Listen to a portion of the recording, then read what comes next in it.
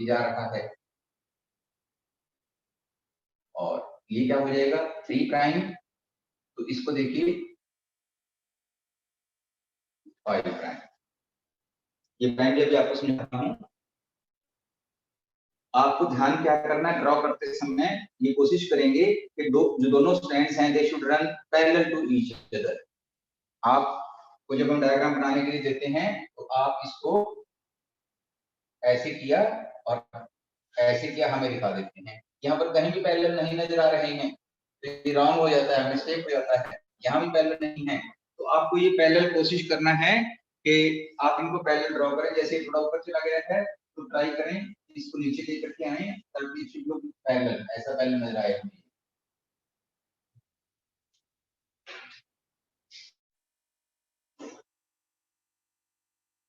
The two strands should run almost parallel to each other. ऐसे ये parallel हैं, ये पैरेलल हैं, ये पैरेलल हैं।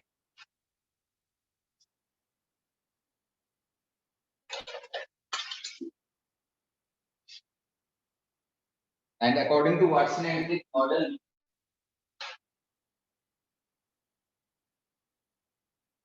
जो डीएनए है, अकॉर्डिंग टू दिस मॉडल पहला फीचर क्या होगा, DNA is made up of 2 strands. Strand पट्टियां, दिस इज 1 strand, ये एक स्ट्रैंड है और ये दूसरा स्ट्रैंड है। तो DNA is made up of 2 strands, इसलिए हम इसको कहते हैं डबल स्ट्रैंडेड। ब्रैकेट में कर रहे हैं डबल स्ट्रैंडेड। ये कहते भी तो हैं हम कि according to Watson and Crick model DNA is double stranded. तो उन 2 स्ट्रैंड्स का मीनिंग आप समझ जाइए कि 2 पट्टियों का है। तो अब इन स्ट्रैंड्स में वेयर बैकबोन, जो इसकी ये बैकबोन है, ये backbone is formed by alternate sugar and phosphate groups. मैं इसको लिखने की जगह ना लिखने की प्रॉब्लम हो रही है, तो मैं लेट मी ड्रॉ इट, मैं इसको ड्रॉ कर रहा हूँ। ये एक है, मैं 4 लेकर के आपको बता रहा हूँ। सेकंड है, third, fourth. This is 1 nucleotide, second nucleotide, third nucleotide, fourth. तो दिस इज पेंटोस शुगर। ये किससे अटैच हो रहा है, यहाँ फॉस्फेट से। फिर यहाँ फॉस्फेट इधर से अटैच होगा, फिर यहाँ फॉस्फेट और इधर से अटैच होगा। यहाँ पे नोट करेंगे this is carbon atom number 1 2 3, और यहाँ पर क्या होगा, ये 4, और फिफ्थ मैंने कहा है बाहर होगा। और दूसरी तरफ देखिए आप,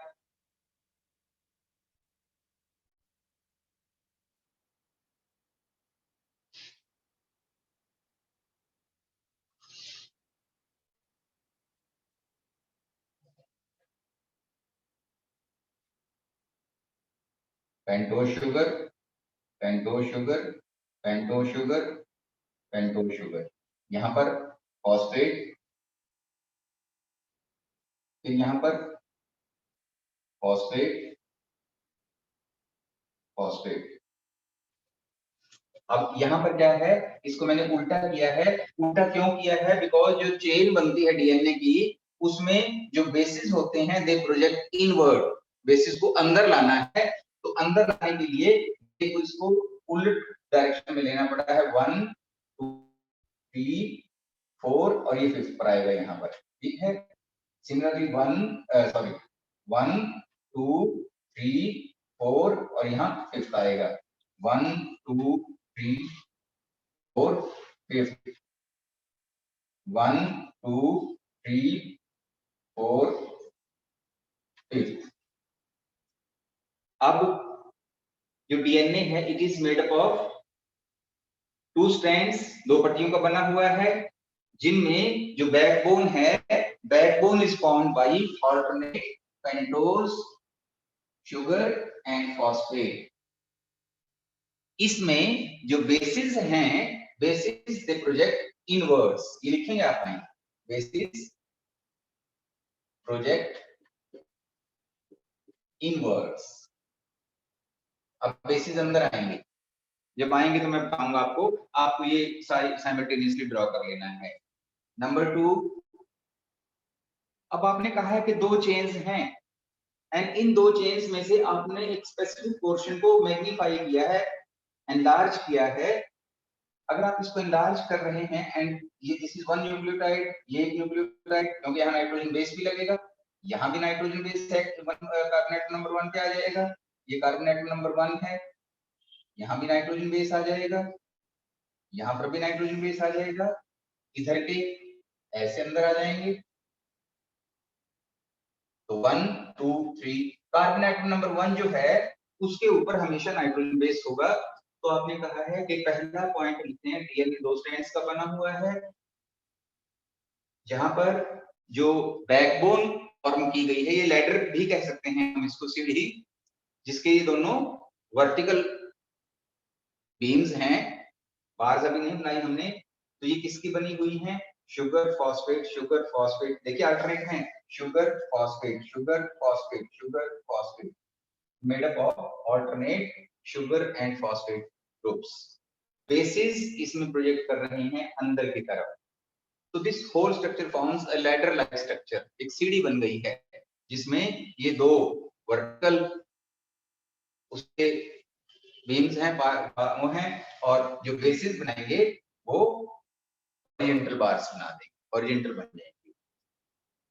अब अगर हम सेकंड फीचर लिखना चाहेंगे, अब लिखने की मेरे पास स्पेस नहीं है, the two chains are anti parallel, ये दोनों चेन्स एंटी पैरेलल हैं। एंटी पैरेलल मतलब क्या है, अगर आप देखते हैं एक कार्बन एटम नंबर है 2 3 4 5, इस लेफ्ट साइड के जो शुगर हैं इनमें fifth carbon atom number 5 top पर है, थर्ड नीचे है। इसको देख लें आप, इसी को देख लें, 1 2 3, 5 ऊपर है 3 नीचे है, यहाँ पर 1 2 3 4 5, 5 यहाँ होगा 3 नीचे, तो इसमें जो डायरेक्शन है it is called 5 prime to 3 prime. लेकिन दूसरे वाली में 1 2 3, थर्ड प्राइम ये ऊपर है, थर्ड कार्बन एटम नंबर ऊपर है, फोर्थ नीचे है, उससे नीचे फिफ्थ है, तो 3 और 5 की कॉन्फ़िगरेशन दी गई है। तो हम कहते हैं, सेकंड पॉइंट बनाएंगे कि two chains of DNA are anti parallel, which means their polarity is in opposite direction. आपको ये पोलैरिटी भी ध्यान में रखनी होगी, क्योंकि जब रेप्लिकेशन करेंगे, ट्रांसक्रिप्शन करेंगे, तो वहां आपको इसकी याद आएगी कि ये पोलैरिटी क्यों इंपॉर्टेंट है। Fifth prime to third prime polarity and third prime to fifth prime polarity parallel जरूर हैं, लेकिन एंटी पैरेलल हैं, डायरेक्शन दोनों की उलट है। ये तीसरा पॉइंट हो जाएगा। अब उसने कहा था थर्ड पॉइंट हम क्या लिखेंगे, यहाँ पे लिखते हैं हमने एंटी पैरेलल, तो आप इसको एक्सप्लेन करना है। और नंबर 3, जो नाइट्रोजन बेसिस हैं, ये है वो नाइट्रोजन बेसिस जिनके लिए मैंने स्पेस छोड़ा है और आपको पहले ही करके दिखाया था। They project inwards and nitrogen bases of two strands are joined by complementary base pairing rule. अब आपको ये अपने आप क्लियर हो जाएगा। यहाँ अगर यहाँ पर ये ए है तो ये ई, ये जी है तो ये सी, ये टी है तो ए इसका, और अगर यहाँ पर ये सी है तो ये जी। इसका फायदा आपको क्या होगा, इस कॉम्प्लीमेंट्री बेस पेयरिंग रूल का यहाँ पर क्या आपको होगा, क्वेश्चंस होंगे आपके पास नीट से या दूसरे टाइप से, वो आपको एक सीक्वेंस, एक जो चेन है उसका सीक्वेंस देंगे, sequence of one chain in DNA molecule is, मान लीजिए वो सीक्वेंस ए सी जी ई सी, ये 5 प्राइम टू 3 प्राइम पोलैरिटी का सीक्वेंस है। दूसरे स्ट्रैंड जिसकी पोलैरिटी 3 प्राइम टू 5 प्राइम होगी, उसका सीक्वेंस क्या होगा, तो ये आपको फाइंड आउट करना है। और इसको फाइंड आउट कैसे करेंगे आप, मैं बता रहा हूं कि नीट में कैसे क्वेश्चन मिल जाएगा आपको। अब यहाँ ए है तो यहाँ पे क्या आ जाएगा टी, ये सी है तो यहाँ पे क्या आ जाएगा जी, यहाँ पे सी, ये ए, ये टी, तो आपको सीक्वेंस मालूम हो गया। अब जो भी वो सीक्वेंस मर्जी दे, अगर आपको कॉम्प्लीमेंट्री बेस पे ग्रुप क्लियर है तो you can find out the sequence on the other chain. आपको यहाँ सिर्फ इतना ही समझाना है कि बेस पेयर जो है वो जुड़े हुए हैं, कैसे जुड़े हुए हैं, by complementary base pairing rule. तो अभी आपके पास कंप्लीट सीढ़ी बन गई है, ये देखिए लैडर, यहां तक आई थिंक आपको क्लियर हो गया होगा। अब स्पेस फिर क्रिएट करना पड़ेगा। नेक्स्ट पॉइंट, अब ये दोनों चेन्स, यहां तो मैंने इनको कॉइल करा रखा है एक दूसरे के ऊपर, यहां पर मैंने कॉइल नहीं कराया है, तो ये राइट हैंडेड कॉइलिंग से चलती हैं। नेक्स्ट पॉइंट हम क्या लिखेंगे, the two strands are coiled on each other in a right handed manner, ये राइट हैंडेड मैनर में कॉइल कर रहे हैं। और अगर हम कॉइलिंग करते समय एक कंप्लीट स्पाइरल की बात कर रहे हैं, starting from this point to this point, this is called one complete spiral. ये नेक्स्ट पॉइंट में लिखेंगे आप, one complete spiral has a distance of 34 angstroms. अब एंगस्ट्रॉम आपको मालूम होना चाहिए, it is a unit of measurement of distance, cell के साइज डिस्टेंस को मेजर करने के लिए ये एक यूनिट होती है। तो एक कंप्लीट स्पाइरल में जो है it is made of 34 angstroms. और इस 34 एंगस्ट्रॉम्स में अगर आप देखिए नंबर 1 2 3 4 5 6 7 8 9 10, कितने बेस पेयर्स होते हैं, there are 10 base pairs in one spiral. ये एक स्पाइरल है, इसमें 10 बेस पेयर्स, 10 बेस पेयर मतलब 10 न्यूक्लियोटाइड्स हैं। बेस पेयर मींस न्यूक्लियोटाइड, क्योंकि इधर का और इधर का ए और टी को मिला करके ये बेस पेयर बन गया, यानी कि न्यूक्लियोटाइड। तो इसमें 34 एंगस्ट्रॉम का एक कंप्लीट स्पाइरल है, और इस कंप्लीट स्पाइरल में 10 न्यूक्लियोटाइड्स हैं। तो what is distance between two adjacent nucleotides, दो, अगर हम यहाँ से डिस्टेंस लेना है दो के बीच में, सिर्फ दो, this is one nucleotide, this is other nucleotide, तो इनके जो बीच में डिस्टेंस होगा वो डिवाइड कर दो 10 से, 3.4 एंगस्ट्रॉम। क्या है ये, 3.4 एंगस्ट्रॉम्स का डिस्टेंस इनके बीच में होगा।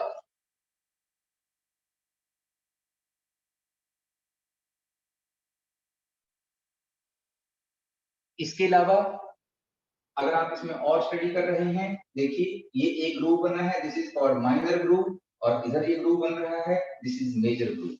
इससे पहले एक बहुत इंपॉर्टेंट बात और आपको बतानी है कि डबल हेलिक्स बन गया है कॉइलिंग से, कॉइलिंग राइट हैंडेड है। What is diameter of this coiling, आपने दो लाइनें जो लगाई हैं बाद में उनको रख दिया है, इनके बीच का जो डिस्टेंस है यहाँ से यहाँ तक, it is 20 angstrom, it is 20 angstroms. Double क्या लिखेंगे आप पॉइंट में, double helix has a constant diameter of 20 angstroms, 20 angstrom का एक कांस्टेंट डायमीटर है। प्लस डीएनए में कुछ मेजर ग्रुप्स हैं, और this is called major groove, इसको मेजर ग्रुप कहते हैं। कॉइलिंग करते समय इसमें मेजर और माइनर ग्रुप्स बने हैं। यहाँ देखिए ये माइनर ग्रुप बन गया है, this is minor group.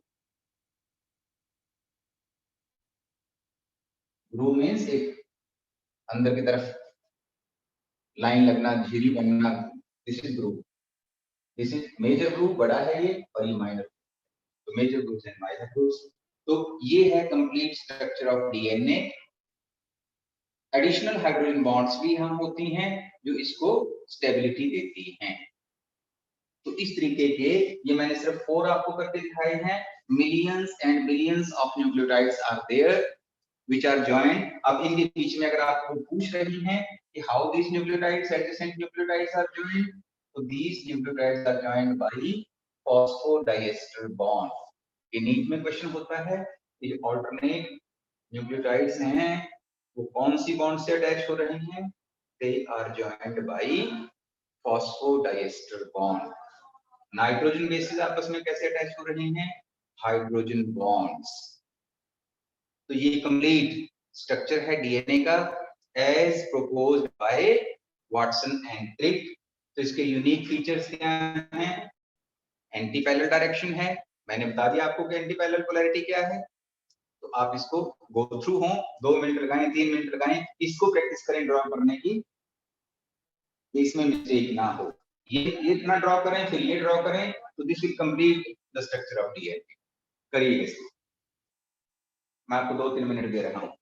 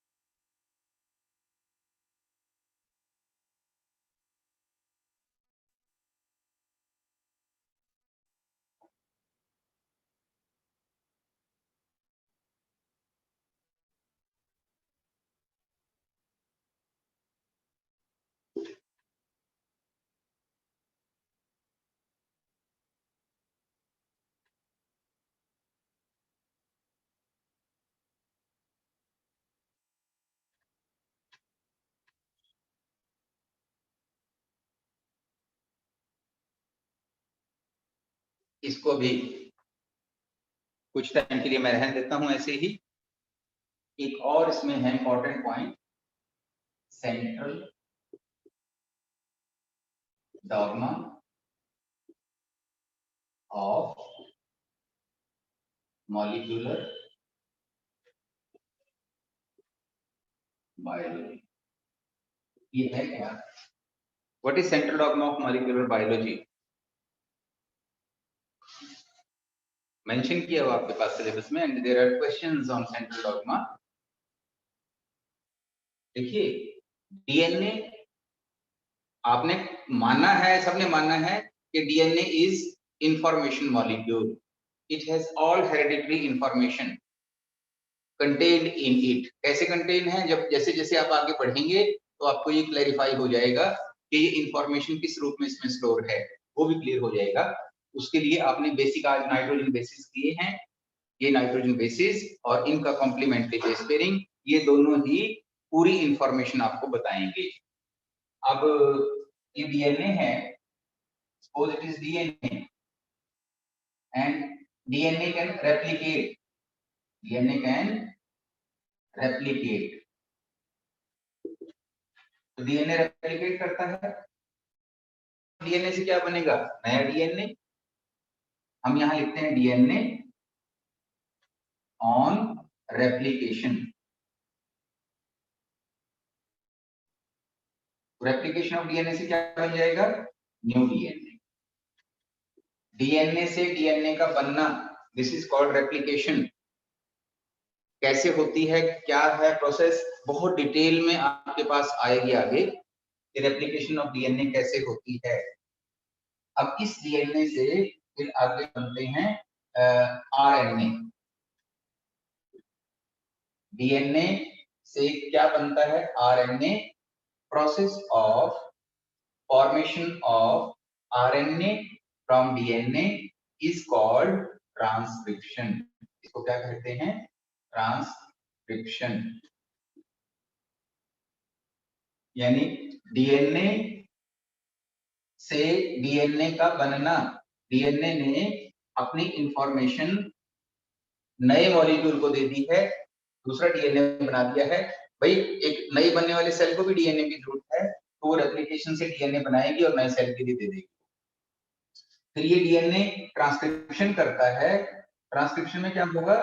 Process of synthesis of RNA from DNA. RNA क्या करता है? इस इंफॉर्मेशन को यूज करके क्या करता है? Synthesise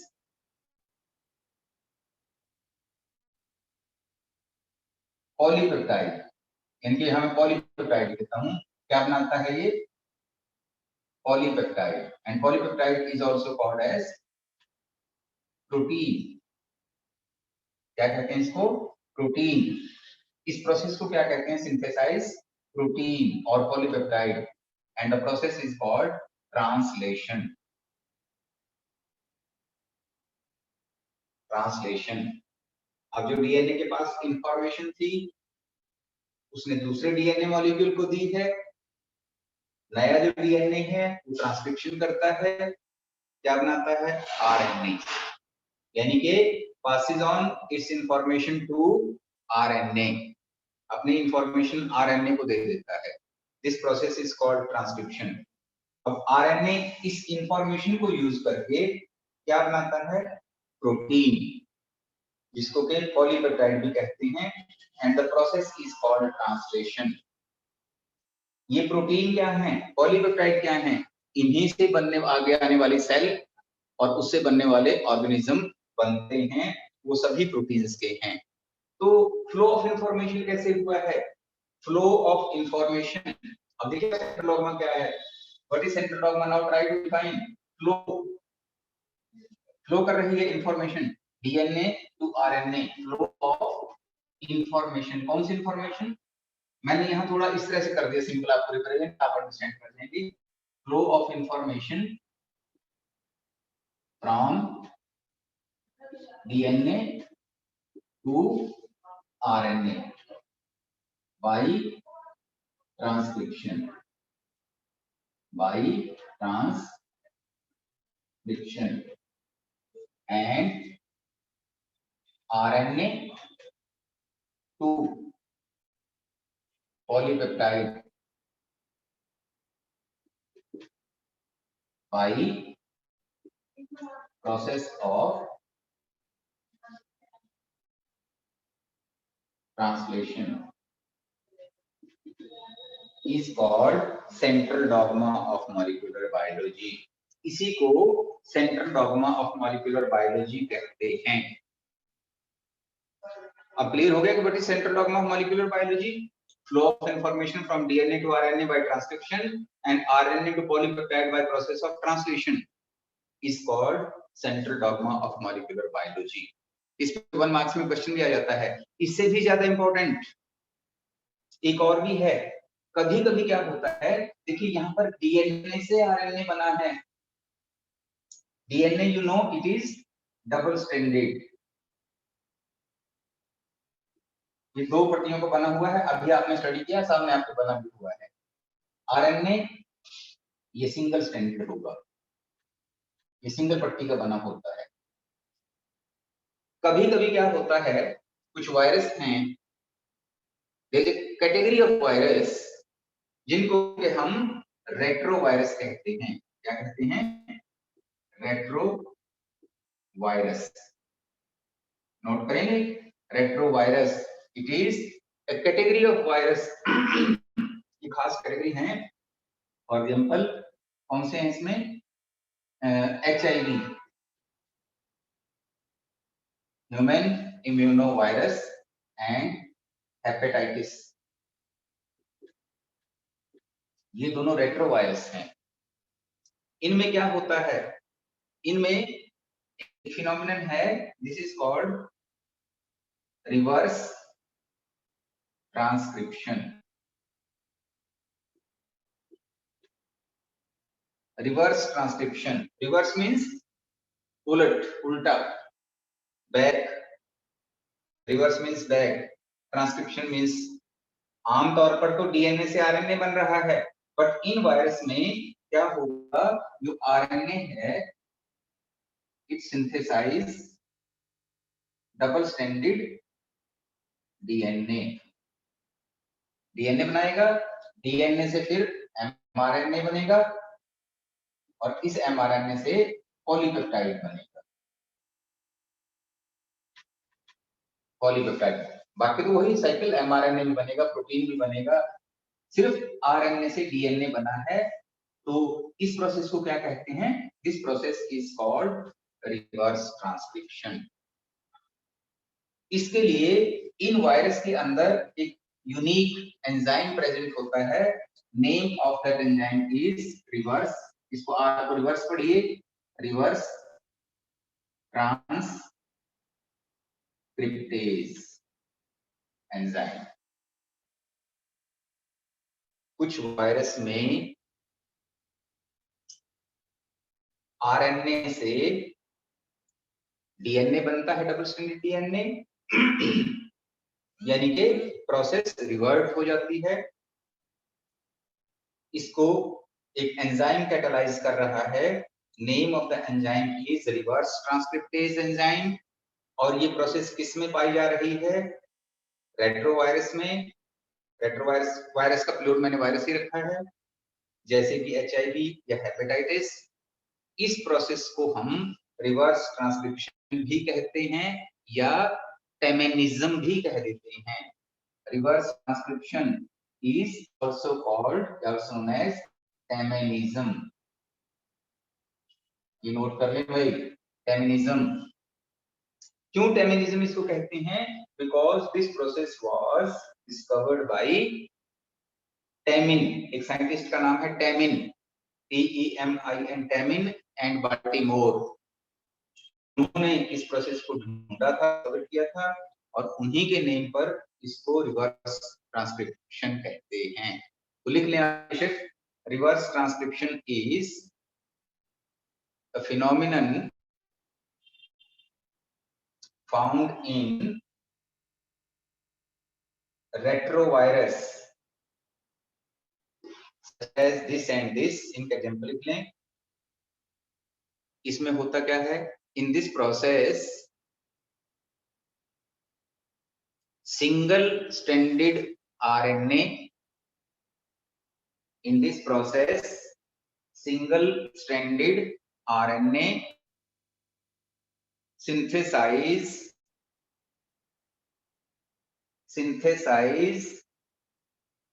a double stranded DNA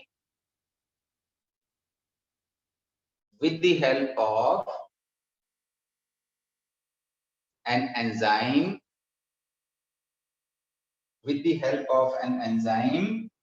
reverse transcriptase,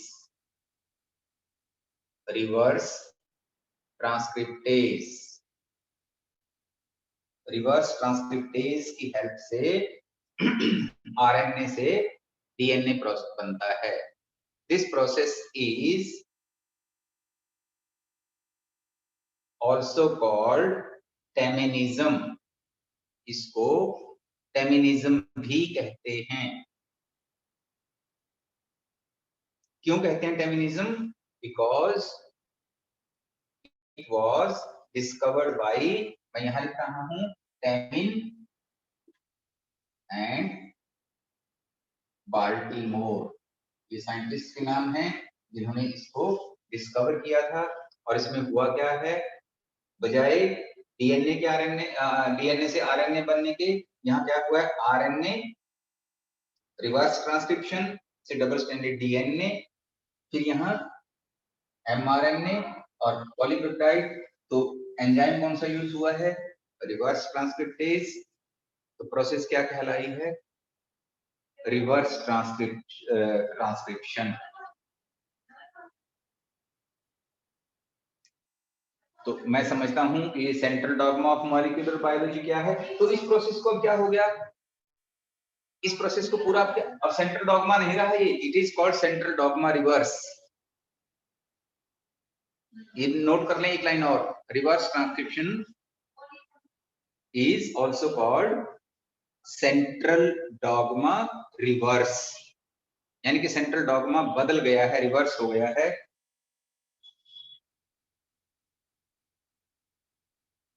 अब आपको डीएनए का structure, central dogma, reverse central dogma ये क्लियर हुए हैं? नहीं हुए हैं तो इनको थोड़ा स्टडी करें, फिर आपको ये क्लियर भी होंगे और एग्जाम के लिए तैयार भी होंगे। इसमें मैं थोड़ा सा आपको जरूर अभी डीएनए के बारे में एक और बात बताना चाहूंगा बिफोर पैकिंग करें हम इसकी। पैकिंग करनी पड़ेगी, पैकेजिंग होगी आगे हमारे पास। देखिए डीएनए इतना बड़ा मॉलिक्यूल है, अगर हम, चलो मैं पैकेजिंग की बात अभी बात में करूंगा, पैकेजिंग से पहले मैं एक और इंपॉर्टेंट बात आपको बताना चाह रहा हूं, चार्गस रूल।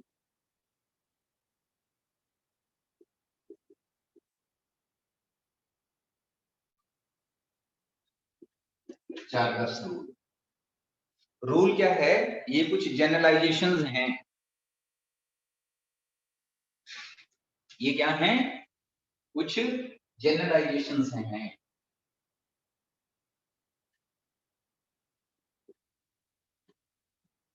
और ये जनरलाइजेशंस मैं क्यों आपको बता रहा हूं? बिकॉज जब हम क्वेश्चंस करेंगे तो इससे रिलेटेड वहां पर क्वेश्चंस होंगे। मैं इस जनरलाइजेशंस करने के बाद इमीडिएटली उस क्वेश्चन पर पास ऑन हो जाऊंगा जो इसके ऊपर बेस्ड है, और नीट के एग्जाम में भी आता है, बोर्ड में भी आता है, नीट में भी आ जाता है। तो आप इसको थोड़ा कंसंट्रेट होकर के इन जनरलाइजेशंस को देखेंगे। इन जनरलाइजेशंस में पहला रूल, एडविन चार्गफ एक साइंटिस्ट हुआ है, उसने डीएनए के बारे में कुछ जनरलाइजेशंस बनाई थी। क्या है जनरलाइजेशंस? किसी भी डीएनए में ए किससे बाइंड करता है, किससे ज्वाइन करता है? टी से। तो ये क्लियर सी बात है कि किसी भी DNA,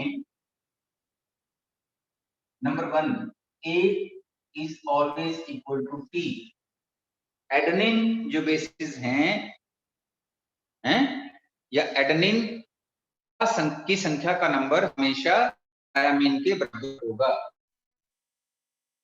and similarly G is equal to C, जितने ग्वानिन होंगे उतने ही साइटोसिन होंगे। अरे भाई A T से ज्वाइन करता है तो नंबर तो अपने आप बराबर हो गया, जितने A होंगे उतना T होगा, जितना G होगा उतना C होगा। तो A इज ऑलवेज, ये जनरलाइजेशन नंबर 1 है चार्गफ की, ये A is equal to T and G is equal to C।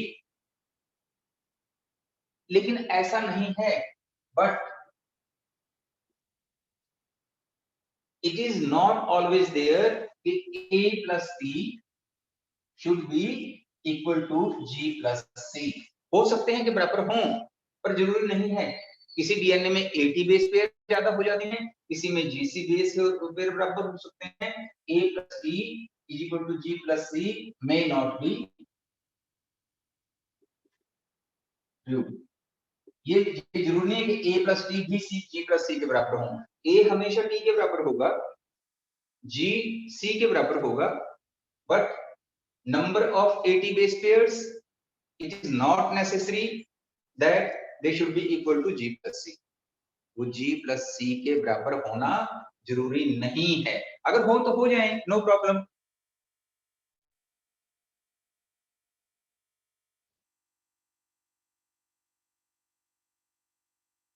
अब मैंने कहा था आपको कि किसी भी डीएनए में नंबर 2 बार जो है A plus G, ये कौन से नाइट्रोजन बेसिस हैं? प्यूराइन्स, इज इक्वल टू पायरिमिडीन्स, यानी कि C plus T, C plus T, इनकी संख्या बराबर होगी। यानी किसी भी डीएनए में 50% प्यूराइन्स होंगे और 50% पायरिमिडीन्स होंगे। ये 50% को आप याद रखना, A plus G is equal to C plus T। ये भी एक जनरलाइजेशन है। जो कि इसके ऊपर बेस्ड आपको पीछे क्वेश्चंस मिलेंगे।